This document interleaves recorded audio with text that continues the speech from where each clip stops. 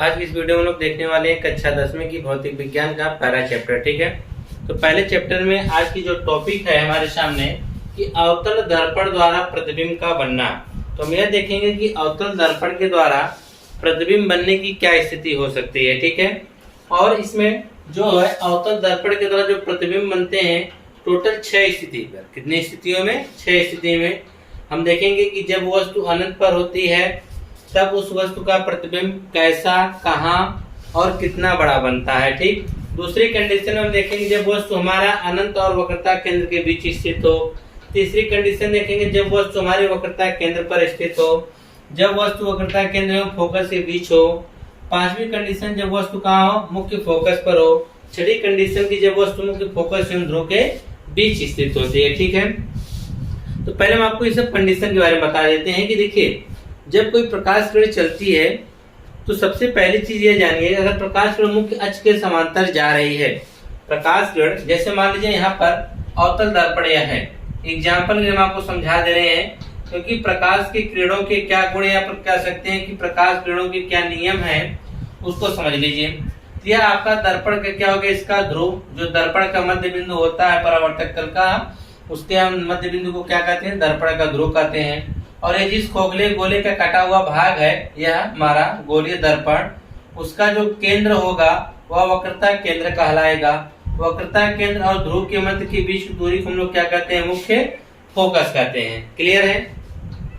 अब देखिए कोई वस्तु से अगर चलने वाली प्रकाश किरण अगर ये जो हमारा मुख्य अक्ष होता है इस मुख्य अक्ष के समांतर जा रही है, कहाँ जा रही है? मुख्य अक्ष के समांतर, तो वह दर्पण से परावर्तित होकर मुख्य फोकस से होके जाएगी। कहां से होके जाएगी?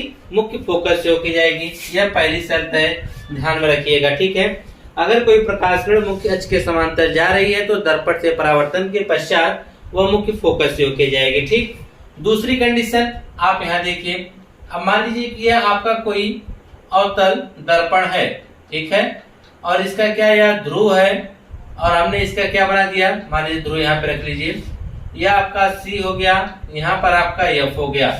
अब दूसरी कंडीशन ये देखिए, अगर कोई प्रकाश किरण मुख्य फोकस से होके जा रही है, कहां से? मुख्य फोकस से होके जा रही है, तो दर्पण से परावर्तन के पश्चात वह मुख्य अक्ष के क्या हो जाएगी? समांतर हो जाएगी। क्या होगी? मुख्य अक्ष के समांतर हो जाएगी। तीसरी कंडीशन देख लीजिए, तीसरी कंडीशन में अगर कोई अवतल दर्पण है और वहां से आप कह सकते हैं कि यह ध्रुव हो गया और यह आपका मुख्य अक्ष हो गया, यह प्रकाशित केंद्र C और यह मुख्य फोकस F हो गया।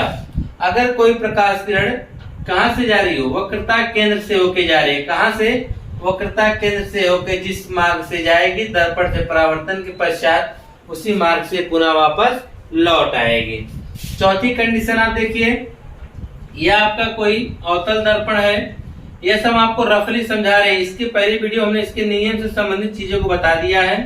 अगर आप लोगों ने नहीं देखा है तो इस वीडियो के डिस्क्रिप्शन में उसका हम लिंक दे देंगे, वहां से जाके आप लोग देख लीजिएगा। इसको मैं विस्तृत आपको समझाया हुआ है। ठीक है, यह तो आपको एक रफली थोड़ा सा बता दे रहे ताकि इस नियम को आप इसमें हम लोग उपयोग करने वाले हैं, जो हमने इसकी 6 स्थितियां पढ़ने वाले हैं। ठीक है, अगर कोई प्रकाश किरण क्या होती है? ध्रुव पर जितने अंश के कोण पर आपतित होती है उतने ही कोण पर क्या हो जाती है? परावर्तित हो जाती है। यानी आपतन कोण I जो होता है वह परावर्तन कोण R के क्या होता है? बराबर। पहली स्थिति, जब हम अगर कोई प्रकाश किरण मुख्य अक्ष के समांतर जाएगा दर्पण से टकराने के पश्चात वह मुख्य फोकस से जाएगा। जस्ट इसी का उल्टा, अगर कोई प्रकाश किरण मुख्य फोकस से होकर जा रही दर्पण से टकराने बाद मुख्य अक्ष के क्या हो जाएगी? समांतर हो जाएगी। तीसरा है, अगर कोई प्रकाश किरण प्रकाशित केंद्र से होकर जा रही दर्पण से टकराने के पश्चात तो उसी मार्ग से पुनः वापस लौट जाएगी। चौथी कंडीशन, अगर कोई प्रकाश किरण क्या कहते हैं? दर्पण के ध्रुव पर जितने के कोण पर आपतित होती है उतने कोण पे क्या हो जाएगी? परावर्तित हो जाएगी। तो यह थे दर्पण से संबंधित आप क्यों कर सकते हैं कि प्रकाश किरणों के गुण थे। अब हम जो पढ़ने जा रहे हैं वह अवतल दर्पण द्वारा प्रतिबिंब का बनना, अवतल दर्पण द्वारा प्रतिबिंब का बनने के बारे में जा रहे हैं। अब हम एक एक करके इसकी 6 की 6 स्थितियों के बारे में देखेंगे और इसका विस्तृत तरीके से इसका अच्छे से अध्ययन करेंगे। ठीक है, कि इसका प्रतिबिंब किस प्रकार से बनता है, क्योंकि इस पे न्यूमेरिकल जब आप लगाएंगे तो कहता है इसका किरण आरेख खींचे। तो अगर आप यहाँ समझे रहेंगे तो इसका आप लोग क्या कहते हैं? किरण आरेख बहुत आसानी से खींच सकते हैं। ठीक है, आइए देखते हैं। पहली कंडीशन क्या है कि दिया है कि जब वस्तु अनंत पर हो, वस्तु कहाँ हो, अनंत पर हो, यानी इस दर्पण से बहुत ही दूरी पर एक कोई वस्तु है, ठीक है, दर्पण से बहुत ही दूरी, अनंत दूरी बोला इसका मतलब बहुत काफी दूरी पर कोई एक वस्तु स्थिर है, ठीक है। हम इस वस्तु को इस प्रकार से बना लेते हैं कि यहाँ पर कोई एक वस्तु है। चलिए हमारे यहाँ वस्तु बन गया जिसको हम लोग ए बी के नाम से जान देंगे, ठीक है। यह हमारी ए बी एक कोई क्या है, वस्तु बन गई है। अब यहाँ से हमको प्रकाश किरणों को क्या करना है, भेजना है। तो प्रकाश किरणों को जब भेजेंगे हम तो दर्पण से टकराएगी, तो दर्पण से टकराने के बाद अगर कोई दो बिंदु या दो से अधिक बिंदु अगर एक ही बिंदु पर एक दूसरे को काट देते हैं या मिलते हैं तो वहां पर हमारा क्या बनता है, प्रतिबिंब बनता है। तो यहाँ से हम कम से कम दो प्रकाश किरणें भेजेंगे और यह देखेंगे कि यह प्रकाश किरणें एक दूसरे को किस बिंदु पर काटती हैं। तो पहली प्रकाश किरण हम भेजेंगे अगर यह वस्तु मुख्य अक्ष पर स्थित होता, ठीक है, तब तो हम प्रकाश किरण मुख्य अक्ष के समांतर भेजते हैं। परंतु यह जो प्रकाश किरण है यह हमारे दर्पण से काफी दूरी पर स्थित है, तो हम लोग क्या करेंगे, इससे प्रकाश किरण एक तो मुख्य फोकस से भेजेंगे और दूसरी प्रकाश किरण कहाँ भेजेंगे, वक्रता केंद्र से भेजेंगे। तो चलिए पहली प्रकाश किरण कहाँ भेजते हैं, मुख्य फोकस से। जब हम मुख्य फोकस से भेजेंगे तो आप जानते हैं कि मुख्य फोकस से जाने के बाद वह दर्पण से टकराएगी और मुख्य अक्ष के क्या हो जाएगी, समांतर हो जाएगी। दर्पण से परावर्तन के पश्चात क्या होगी, मुख्य अक्ष के समांतर। तो अब इसको मुख्य अक्ष के क्या कर देते हैं, समांतर कर देते हैं। तो चलिए यह फिर थोड़ा सा हमारी बड़ी है, आप लोग गलत बन गया, इसको हम लोग मुख्य अक्ष के क्या कर देते हैं, समांतर कर देते हैं कुछ इस प्रकार से, ठीक है। यह ऊपर वाली लाइन गलत बन गई थी, इसको मिटा देते हैं। चलिए ठीक, अब यह मुख्य अक्ष के समांतर यानी पहली प्रकाश किरण जो जा रही है, पहला चित्र समझने में आपको समय लगेगा, ठीक है। मुख्य अक्ष के समांतर क्या है, क्या कहते हैं, मुख्य फोकस से होके गई, दर्पण से परावर्तन के पश्चात यह क्या हो गई, मुख्य अक्ष के समांतर हो गई। अब दूसरी प्रकाश किरण हम भेजेंगे कहां से, वक्रता केंद्र से। और आप जानते हैं कि वक्रता केंद्र से जो प्रकाश किरणें जाती हैं वह दर्पण से परावर्तन के पश्चात क्या होती हैं, उसी मार्ग से पुनः वह क्या करती हैं, वापस लौट जाती हैं। पुनः उसी मार्ग से क्या होती हैं, वापस लौट जाती है। जो प्रकाश किरण इस प्रकार से जाएगी दर्पण से परावर्तन के पश्चात वापस उसी मार्ग से क्या होगी, पुनः वापस लौट जाएंगे। तो आप इस घटना में यह देखेंगे कि यह दोनों एक दूसरे को इस बिंदु पर काट रही हैं। यहाँ पर आपका यह इसको ऊपर कर दे रहे हैं, ठीक है। तो आप देख रहे हैं कि यह दोनों एक दूसरे को इस बिंदु पर काट रही हैं और यह जिस बिंदु पर काटेंगी इस बिंदु का नाम हम रखेंगे बी डैश। क्या रखेंगे, बी डैश। और हम बी डैश को इस एफ से मिला देते हैं। जब मिलाएंगे तो हमको यह पर देखेंगे कि यहाँ पर जो है ए बी था, बी सिरा ऊपर था, यहाँ पे बी सिरा क्या हो गया है, नीचे हो गया है। और ये सिरा नीचे था, मुख्य अक्ष के कर सकते हैं नीचे था, तो ये सिरा यहाँ पर हो जाएगा और इसको हम कह देंगे ए डैश। यानी ये जो हमारी वस्तु ए बी थी उसका प्रतिबिंब हमको मुख्य फोकस के तल में प्राप्त हुआ, किसके रूप में, ए डैश बी डैश के रूप में प्राप्त हुआ। और वो भी कैसा है, उल्टा है। कैसा प्राप्त हुआ, उल्टा प्राप्त हुआ है। तो इसकी आप लोग स्थिति में क्या लिखेंगे कि जब कोई वस्तु क्या कहते हैं, अनंत पर स्थिर है, ठीक, अनंत पर स्थित होने पर यहाँ से दो प्रकाश किरणों को भेजा गया। एक प्रकाश किरण मुख्य फोकस से जो गई दर्पण से परावर्तन पश्चात मुख्य अक्ष के समांतर हो गई और दूसरी प्रकाश किरण क्या कहते हैं, वक्रता केंद्र सी से होके गई और दर्पण से परावर्तन पश्चात उसी मार्ग से क्या हो गई, पुनः वापस लौट गई। और जब वापस लौट गई तो दोनों एक दूसरे को बी डैश पर क्या किए, काट दिए। जब बी डैश पर काटेंगे तो इनका क्या बनेगा, प्रतिबिंब बनेगा। और ए बी का जो प्रतिबिंब हमको प्राप्त हुआ, ए डैश बी डैश प्राप्त हुआ, ठीक। तो हमको देखने से क्या लग रहा है, अगर कोई प्रतिबिंब दर्पण के बाईं तरफ हमको प्राप्त होता है तो वह हमारे लिए वास्तविक प्रतिबिंब होता है। कैसा प्रतिबिंब होता है, वास्तविक प्रतिबिंब होता है। और देखने से क्या लग रहा है, उल्टा है। और ये भी देखने से प्रतीत हो रहा है कि क्या है, छोटा है। तो इसके यहाँ लिख देंगे, लिखेंगे वस्तु का प्रतिबिंब। क्या लिखेंगे, वस्तु का प्रतिबिंब। यहाँ लिखा जाएगा वस्तु का प्रतिबिंब। यह ऐसा हम लोग इस चित्र को बनाने के बाद नीचे लिखते हैं। क्या लिखते हैं कि वस्तु ए बी का प्रतिबिंब, ए बी का प्रतिबिंब, ए बी का प्रतिबिंब जो है हमको कैसा प्राप्त हुआ, ए डैश बी डैश प्राप्त हुआ, प्रतिबिंब ए डैश बी डैश प्राप्त हुआ। अच्छा, जो ए डैश बी डैश तुमको प्राप्त हुआ, लेकिन कैसा प्राप्त हुआ, लिखेंगे प्राप्त हुआ जो वास्तविक मतलब हम लोग इस प्रतिबिंब को पर्दे पर प्राप्त कर सकते हैं, जो कि हम किस पर्दे पर क्या करते हैं, प्रतिबिंब को प्राप्त कर सकते हैं, जो कि वास्तविक है, वस्तु से छोटा है, वस्तु से क्या है, छोटा है, वस्तु से छोटा है, और कैसा है, उल्टा है, वस्तु से छोटा एवं उल्टा है, वस्तु से छोटा एवं उल्टा है, वस्तु से छोटा एवं उल्टा है। तो आप इसका लिख सकते हैं कि वस्तु से छोटा है और कैसा है, उल्टा है। ठीक है, अब इसके बाद हम देखेंगे अगला वाला जो है हमको क्या प्राप्त हो रहा है। और यहाँ पर जो छोटा ही नहीं बल्कि क्या होता है, बहुत छोटा होगा। क्या होगा, वस्तु से बहुत छोटा होता है, वस्तु से बहुत छोटा होता है। ठीक है, तो इसकी पहली स्थिति आपने यह देखा कि जब वस्तु तुम्हारा अनंत पर था तो उसका प्रतिबिंब मुख्य फोकस के तल में, एक चीज तो छूट ही गया, मुख्य फोकस के तल में ए डैश बी डैश प्राप्त हुआ, जो कि यहाँ पे लिख सकते हैं, जो कि यहाँ हो जाएगा, जो कि मुख्य फोकस के तल में, मुख्य फोकस के तल में, यहाँ लिख लीजिएगा आप लोग, मुख्य फोकस के तल में वास्तविक वस्तु से बहुत छोटा एवं उल्टा है। जो हमको यह प्रतिबिंब प्राप्त हुआ वह कैसा है, वह कहाँ बना, मुख्य फोकस के तल में बना, वास्तविक बना, वस्तु से बहुत छोटा एवं उल्टा बना है। ठीक है, हमने बोल दिया है, आप लोग इसको लिख लीजिएगा, इस लिखावट पे न जाइएगा। ठीक है, क्योंकि अगर हम लिखने लगेंगे तो काफी समय लग जाएगा। ठीक है, जो बोल रहे हैं उसको सुनकर आप लोग खुद से लिख लीजिए। तो यह था आपका पहला। अब हम दूसरी स्थिति के बारे में देखेंगे। ठीक है, तो इस चित्र को आप लोग बना लीजिएगा। ठीक है, अब इसका हम दूसरा लिखने जा रहे हैं, तो देखिए उसको हम लोग किस प्रकार से क्या करेंगे। वह जो आपकी दूसरी स्थिति है वह आपका क्या कहते हैं कि दूसरी स्थिति आपका अनंत और वक्रता केंद्र के बीच में स्थित होगा। कहाँ होगा, अनंत और वक्रता केंद्र के बीच स्थित होगा, दूसरा वाला स्थिति। ठीक है, यह आपका प्रकाशिक केंद्र C था और यहाँ पर आपका मुख्य फोकस F था। ठीक है, तो अब यहाँ पे जो हमारी वस्तु स्थिर होने जा रही है वह वस्तु कहाँ स्थिर होगी, इधर देखिए हमारा अनंत हो गया है, ये हमारा इधर क्या है, अनंत है, और यहाँ पर वस्तु पर हम क्या करते हैं, इसको हम इस मुख्य फोकस पर स्थित कर देते हैं।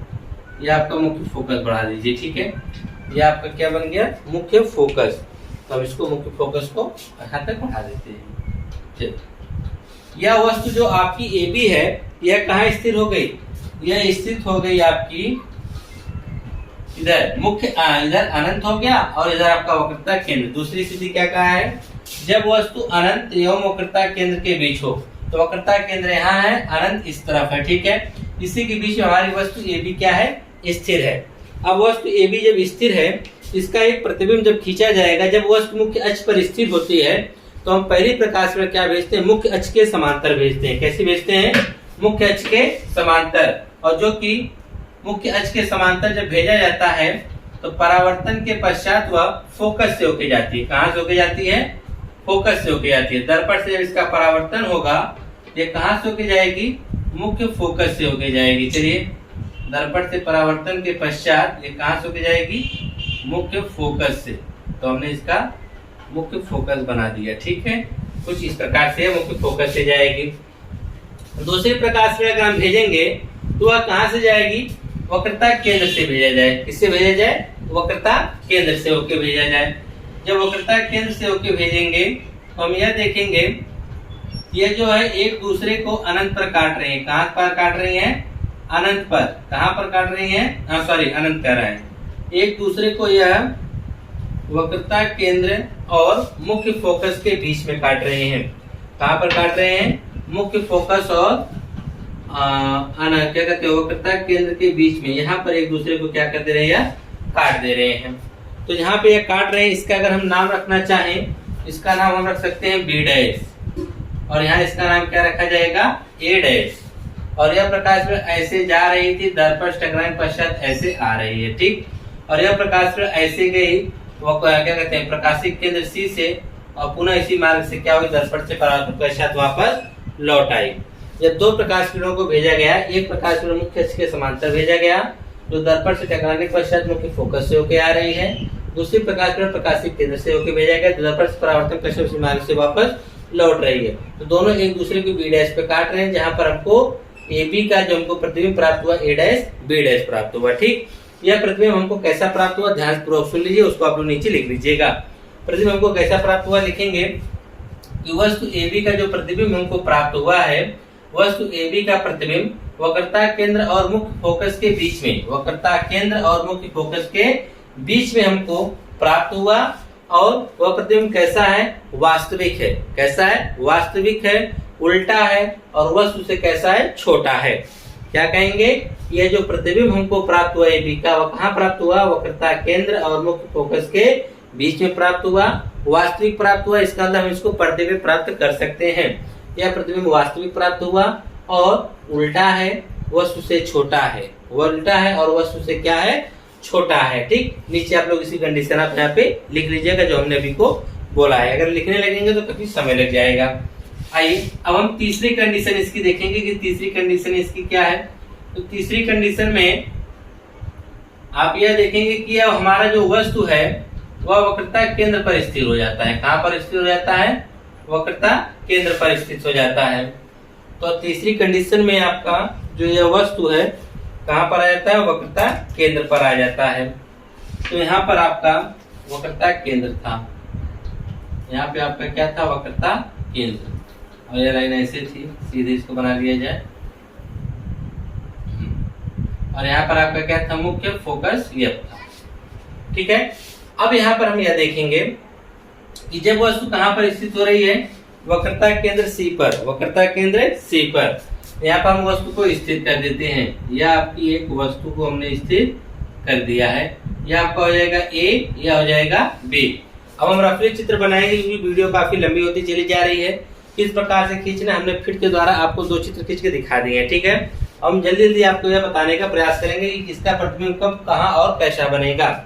अब यहाँ से हम क्या करेंगे, मुख्य अक्ष पर स्थिर है, इसका मतलब पहली प्रकाश पर मुख्य अक्ष के समांतर भेजेंगे, ठीक। तो दर्पण से टकरा कर कहाँ जाएगी, मुख्य फोकस से होके जाएगी। कहाँ से होके जाएगी, मुख्य फोकस से होके जाएगी, ठीक है। यह बन गया इस दर्पण का प्रकाश किरण का परावर्तन की किरण रेखा। दूसरी प्रकाश किरण हम कहाँ से भेजेंगे, दूसरी प्रकाश किरण आप यह कह सकते हैं कि हम इससे क्या कहते हैं, चाहे तो मुख्य फोकस से होके भेजिए, मुख्य फोकस से होके भेजिए या प्रकाशिक केंद्र से। चलिए हम लोग मुख्य फोकस से भेजते हैं। जब मुख्य फोकस से भेजेंगे तो जब जाएगी दर्पण से टकरा कर, इसका जब परावर्तन होगा तो कुछ इस प्रकार से जाएगी, ठीक है। और ये एक दूसरे को यहाँ पर काटेंगी, जहाँ पे काटेंगे उसका नाम क्या रख देंगे, बी डैश रखेंगे। जब इसको हम इससे मिलाएंगे तो हम देख रहे हैं कि ठीक यह वक्रता केंद्र के नीचे ही बन रही है, जहाँ पर यह वस्तु हमको ठीक उसी के बराबर प्रतिबिंब प्राप्त हो रहा है। तो उसको हम लोग क्या करें, बी डैश को हमने मुख्य अक्ष से मिलाया, वह जिस बिंदु पर मिलेगी तो उस बिंदु को हम लोग ए डैश के नाम से व्यक्त कर देंगे, ठीक है। हाँ, ऑलरेडी ये बात अलग है कि इसको पहले वहां पर सी था और वहीं पे हमारा यह वस्तु का रखा गया था ए बी बिंदु। देखिए वह बिंदु तो सी डैश है, लेकिन वह हमारा जो वस्तु है वह ए बी का प्रतिबिंब क्या बन रहा है, ए डैश बी डैश बन रहा है। तो इस आरेख को हम इस प्रकार से दिखा सकते हैं। ऐसे गई, दर्पण टकरा के इसे ऐसे आ गई, या प्रकाश ऐसे जा रही है, दर्पण टकरा के कुछ इस प्रकार से आ रही है, ठीक है। कि पहली प्रकाश किरण मुख्य अक्ष के समांतर भेजा गया, दर्पण से परावर्तन के पश्चात मुख्य फोकस से होके गई। दूसरी प्रकाश किरण हम लोग कहाँ से भेजे, मुख्य फोकस से होके भेजे, जो दर्पण से परावर्तन के पश्चात मुख्य अक्ष के समांतर हो गई। दोनों प्रकाश किरण एक दूसरे को कहाँ पे काट रहे हैं, बी डैश पर। बी डैश को हमने जब मुख्य अक्ष से मिलाया तो वह जाके ए डैश पे मिली है। तो ए डैश बी डैश जो है वह ए बी का क्या है, प्रतिबिंब है। और यह प्रतिबिंब कैसा हमको प्राप्त हुआ, तो नीचे आप लोग लिखेंगे प्रतिबिंब, जो वस्तु का प्रतिबिंब, वस्तु ए बी का जो प्रतिबिंब हमको ए डैश बी डैश प्राप्त हुआ, जो कहाँ प्राप्त हुआ, वक्रता केंद्र के तल में प्राप्त हुआ या वक्रता केंद्र के नीचे कर सकते हैं। वस्तु के बराबर ही प्रतिबिंब है, वस्तु के बराबर ही क्या है, प्रतिबिंब है, वास्तविक है। वह कैसा है, वास्तविक है, और वस्तु के बराबर ही क्या है, प्रतिबिंब हमको प्राप्त हुआ है, ठीक है। यह तो थी आपकी तीसरी कंडीशन। अब हम ये देखेंगे चौथी कंडीशन। कि जब वस्तु वक्रता केंद्र और मुख्य फोकस के बीच में स्थित होती है। जब यह हमारी वस्तु है वक्रता केंद्र और मुख्य फोकस के बीच में स्थित हो तब क्या कंडीशन होती है, तब प्रतिबिंब इसका कब, कहां और कैसा बनता है इसको देखेंगे। ठीक है, जो हमारी चौथी कंडीशन है। चलिए अब इसको हम सही बना लेते हैं कि हमारा जो यह वस्तु है, यहाँ पर आपका क्या था सी और यहाँ पर आपका क्या है एफ। अब वस्तु हमारा जो है कि जब वस्तु वक्रता केंद्र एवं फोकस के बीच में हो, तो आपका वक्रता केंद्र हो गया या फोकस, इसके बीच में यहाँ पर वस्तु स्थित है। ठीक है, तो यहाँ पर वस्तु को क्या कर देते हैं, स्थित कर देते हैं।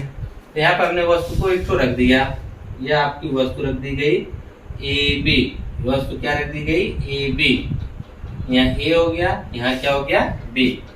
अब जान ही रहे हैं प्रकाश किरण कैसे भेजेंगे। सबसे पहली प्रकाश किरण मुख्य अक्ष के समांतर भेजा जाएगा। जब मुख्य अक्ष के समांतर जाएगा तो दर्पण से परावर्तन के पश्चात कहां से होके जाएगा, मुख्य फोकस से होके जाएगा। कहां से होके जाएगा, मुख्य फोकस से होके जाएगा। अब दूसरी प्रकाश किरण आप कैसे भेजेंगे, तो दूसरी प्रकाश किरण आप चाहे मुख्य फोकस से होके भेज दीजिए। जब हम दूसरी प्रकाश किरण मुख्य फोकस से होके भेजेंगे तो यह दर्पण से परावर्तन के पश्चात मुख्य अक्ष की क्या हो जाएंगी, समांतर हो जाएंगी। दर्पण से परावर्तन के पश्चात क्या हो जाएंगी, मुख्य अक्ष के समांतर हो जाएंगी। और यह दोनों के एक दूसरे को कहाँ काट रहे हैं, यहाँ पर काट रहे हैं। ठीक है, और इस बिंदु का हम नाम दे देंगे, दूध खिंचाया जा रहा है बार बार, यहाँ पे काट रहे हैं। ठीक है, आप लोग बना लीजिएगा फिट के द्वारा। यहाँ पे इसको क्या कर रहे हैं, काट रही है। और यहाँ से हमको यह देखने से मिल रहा है कि बी डैश होगा और यह क्या होगा, ए डैश होगा। तो ए बी का जो प्रतिबिंब हमको प्राप्त हुआ यह वक्रता केंद्र और इधर की दूरी क्या होती है, अनंत, यानी वक्रता केंद्र और अनंत के बीच प्राप्त हुआ। और इसका जो प्रतिबिंब हमको है वह वस्तु से बड़ा प्राप्त हो रहा है। कैसा प्राप्त हो रहा है, वस्तु से बड़ा प्राप्त हुआ है। तो आप लिख सकते हैं कि जब वस्तु वक्रता केंद्र और मुख्य फोकस के बीच में स्थित होता है तो वस्तु का जो प्रतिबिंब होता है वक्रता केंद्र और अनंत के बीच बनता है। वस्तु वक्रता केंद्र, वस्तु का जो प्रतिबिंब होता है वक्रता केंद्र और अनंत के बीच में बनता है। अब बात आती है कैसा बनता है, तो आप देख ही रहे हैं कि दर्पण के बाईं तरफ है तो वास्तविक होगा और उसके साथ साथ उल्टा दिख ही रहा है, वास्तविक होगा, उल्टा होगा। और देखने से नहीं लग रहा है कि इससे प्रतिबिंब क्या होगा, वस्तु से बड़ा होगा। तो प्रतिबिंब क्या लिखेंगे, वस्तु से बड़ा होगा। कि ए बी, वस्तु ए बी का जो प्रतिबिंब होगा वह वक्रता केंद्र और अनंत के बीच में बनेगा, वास्तविक होगा, वस्तु से बड़ा होगा और उल्टा होगा। ठीक है, यह कंडीशन आप लिख लीजिएगा। यह थी चौथा। अब बात आती है पांचवी कंडीशन की, जब वस्तु कहां पर स्थित हो, मुख्य फोकस पर ही स्थित हो। अब जो हमारी वस्तु है वह कहां पर स्थित होने जा रही है, मुख्य फोकस पर ही स्थित होगी।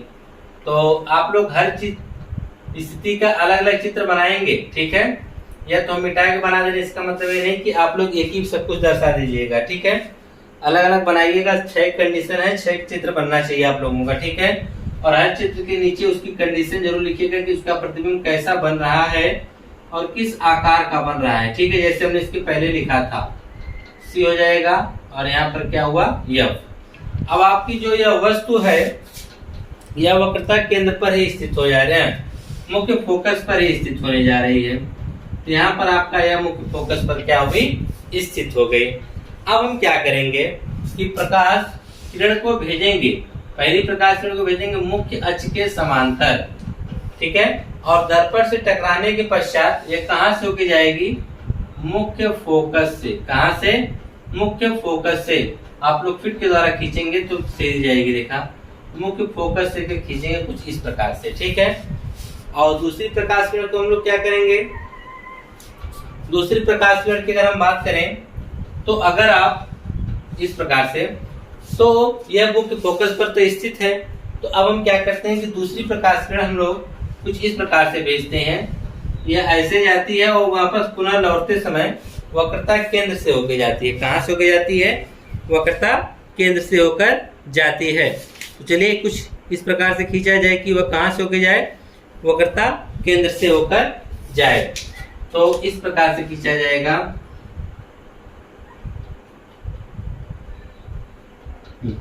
यानी प्रकाश किरण को ऐसे भेजा गया, ठीक है, और यहाँ से टकराने के पश्चात ये कहाँ से होके जाएगी, वक्रता केंद्र से होके जा रही है, ठीक है, वक्रता केंद्र से ऐसे जाएगी और दूर जाके कहीं अनंत पर क्या करेंगे, एक दूसरे को काट देंगी, दूर जाके अनंत एक दूसरे को क्या करेंगी, वह काट देंगी। इसका जो प्रतिबिंब है कुछ इस प्रकार से बनेगा, या इसकी कर्ण रेखा हो गई, पहले यह ऐसे जाई है, फिर यह पुनः वापस लौटते हुए क्या कहते हैं, सी से होके जा रही है। इसका जो प्रतिबिंब होगा अनंत पर प्राप्त होगा, कहाँ पर प्राप्त होगा, अनंत पर प्राप्त होगा, और बहुत बड़ा हमको प्रतिबिंब मिलने वाला है। वस्तु से कैसा मिलेगा, बहुत बड़ा मिलेगा। तो यह हमारा वस्तु था आपका ए बी, यहाँ पर हम लिख सकते हैं ए, यहाँ पे क्या लिख सकते हैं, बी।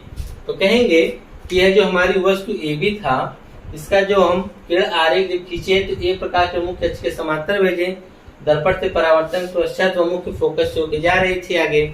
दूसरी प्रकाश किरण हमने यहाँ से भेजा प्रकाशित केंद्र के लिए, ठीक है, यहाँ से दर्पण टकराई और प्रकाशित केंद्र से सीधे निकलते चले आए और दूर जाके कहीं अनंत पर एक दूसरे को क्या करेंगी, काट देंगी, और जहाँ पे काटेंगी वही इस वस्तु ए बी का क्या बनेगा, प्रतिबिंब बनेगा। कहाँ पर, अनंत पर बनेगा, ठीक है। अच्छा, अनंत पर बनेगा तो कैसा बनेगा, दर्पण के बाईं तरफ प्रतिबिंब बन रहा है, जिसका मतलब यह हुआ कि वास्तविक होगा। दूसरी कंडीशन कि आप देख रहे हैं कि इसका प्रतिबिंब इससे बहुत बड़ा बन रहा है, प्रतिबिंब कैसा बन रहा है, वस्तु से बहुत बड़ा बन रहा है, उल्टा बन रहा है, वस्तु से बहुत बड़ा बन रहा है और उल्टा बन रहा है। तो जब वस्तु हमारा मुख्य फोकस पर स्थित होता है तो उसका प्रतिबिंब अनंत पर बनेगा, वास्तविक बनेगा, वस्तु से बहुत बड़ा बनेगा और उल्टा बनेगा, ठीक है। यह थी आपकी पांचवी कंडीशन। छठवीं कंडीशन क्या है कि जब वस्तु मुख्य फोकस और ध्रुव के बीच स्थित होता है, जब हमारी आखिरी स्टेज है अवतल दर्पण के लिए कि जब वस्तु ही कहाँ पर आ जाए, दर्पण के ध्रुव और मुख्य फोकस के बीच में, जब वस्तु दर्पण के ध्रुव और मुख्य फोकस के बीच में आ जाता है तब उसका प्रतिबिंब कब, कहाँ और कैसा बनता है। यहाँ पर C और यहाँ पर F। अब वस्तु ही या हो गया मुख्य फोकस या हो गया ध्रुव, मुख्य फोकस को F से, ध्रुव को P से दिखाया गया है। अब वस्तु को ही इसको हम लोग ला देते हैं इसके मध्य में, चलिए यह हमारी ए बी एक कोई वस्तु है। अब क्या करेंगे कि प्रकाश किरण को भेजेंगे, पहली प्रकाश किरण को मुख्य अक्ष के समांतर, मुख्य अक्ष के समांतर गई, दर्पण से परावर्तन के पश्चात जब मुख्य फोकस से होकर जा रही है, कहां से होकर जाएगी, मुख्य फोकस से होकर जा रही है। तो यह हो जाएगा इस प्रकार से, ठीक है। अगली कंडीशन है कि हम दूसरी प्रकाश किरण को कहां से भेजेंगे, तो दूसरी प्रकाश किरण को हम लोग प्रकाशिक केंद्र C से भेजते हैं। कहां से भेजते हैं, प्रकाशिक केंद्र C से। जब हम लोग इस प्रकार से भेजेंगे तो यहाँ जाएगी, दर्पण से टकराएगी, पुनः इसी मार्ग से वापस लौटेगी, तो वह C से होती हुई चली जाएगी दूर तक, ठीक है, या C से होती हुई कहाँ चली जाएगी, दूर तक चली जाएगी, इस प्रकार से, ठीक है। और यह आगे जैसे जैसे बढ़ती है कि दोनों रेखाओं के बीच की दूरियां भी क्या होती जाएंगी, बढ़ती हुई चली जाएंगी। तो इसका मतलब जब दोनों के बीच की दूरी आगे बढ़ रही है, दोनों कभी भविष्य में भी आपस में मिलने वाली नहीं है। अगर ये दोनों प्रकाश किरणें आपस में मिलने वाली नहीं है तब क्या किया जाएगा, तब इन प्रकाश किरणों को यह देखा जा रहा है कि यह किस दिशा से आ रही हैं। तो आप देख रहे हैं कि यह प्रकाश किरण दर्पण से परावर्तन के पश्चात यहाँ से होके जा रही है, तो यह प्रकाश किरण जो आ रही है अगर इसको हम पीछे की तरफ बढ़ाएं इस प्रकार से, और यह प्रकाश किरण जो ऐसे गई और दर्पण से टकराई और पुनः इसी मार्ग से वापस आ रही है ना, ये जो प्रकाश किरण आ रही है इसको पीछे की तरफ ऐसे बढ़ाएं, तो पीछे की तरफ जब बढ़ाते हैं तो आगे जाके दोनों एक दूसरे को क्या करते हैं, काट देते हैं। दोनों एक दूसरे को काट देते हैं, इनका एक सीधा प्रतिबिंब प्राप्त होता है ए डैश बी डैश, और यह प्रतिबिंब वस्तु से बड़ा हमको प्राप्त होता है। कैसा प्राप्त होता है, वस्तु से बड़ा हमको प्रतिबिंब प्राप्त होता है। दर्पण के दाहिनी तरफ जो प्रतिबिंब हमको प्राप्त होता है वह प्रतिबिंब हमारे लिए आभासी प्रतिबिंब कहलाता है। कैसा प्रतिबिंब कहलाता है, आभासी। और इस प्रतिबिंब को हम पर्दे पे प्राप्त नहीं कर सकते हैं। इस प्रतिबिंब को हम लोग क्या करते हैं, पर्दे पे प्राप्त नहीं कर सकते हैं। तो इसको मत बनाने का मतलब क्या था, देखिए ये दोनों प्रकाश किरणें एक दूसरे को कभी काटने वाले हैं नहीं। तो जो प्रकाश किरणें आ रही हैं तो ऐसा लग रहा है कि इधर से कहीं से आ रही है, ठीक है, क्योंकि दर्पण से परावर्तन पश्चात ये आ रही है ना, ये जो प्रकाश किरण है ऐसा लग रहा है कि ये कहीं पीछे से आ रही है। जब इनको पीछे बढ़ाया गया तो दोनों एक दूसरे को कहाँ पे काटी थी, तो या दोनों एक दूसरे को बी डैश पे काट दी हैं। अब बी डैश पे जब काटी तो वहां से हमने मुख्य अक्ष को जब मिलाया रेखा तो हमको यह प्राप्त हुआ कि ए बी का जो प्रतिबिंब हमको ए डैश बी डैश प्राप्त हुआ। अब यह देखेंगे कि हमारा जो प्रतिबिंब है दर्पण के दाहिनी तरफ प्राप्त हुआ, और दर्पण के दाहिनी मतलब दर्पण के पीछे, तो दर्पण के पीछे प्राप्त हुआ प्रतिबिंब हमारे लिए आभासी प्रतिबिंब कहलाता है, और आभासी प्रतिबिंब को पर्दे में प्राप्त नहीं कर सकते हैं। और यह प्रतिबिंब वास्तविक प्रतिबिंब से बहुत बड़ा होता है, वास्तविक प्रतिबिंब से क्या होता है, बड़ा होता है, ठीक है, सीधा होता है। कैसा होता है, सीधा। लिखेंगे वस्तु का जो प्रतिबिंब होगा आभासी होगा, सीधा होगा, और वस्तु से कैसा होगा, बड़ा होगा, ठीक है। यह तो थी कंडीशन अवतल दर्पण के द्वारा प्रतिबिंब का बनना। इसकी अगली वीडियो में हम लाएंगे उत्तल दर्पण के द्वारा प्रतिबिंब का बनना।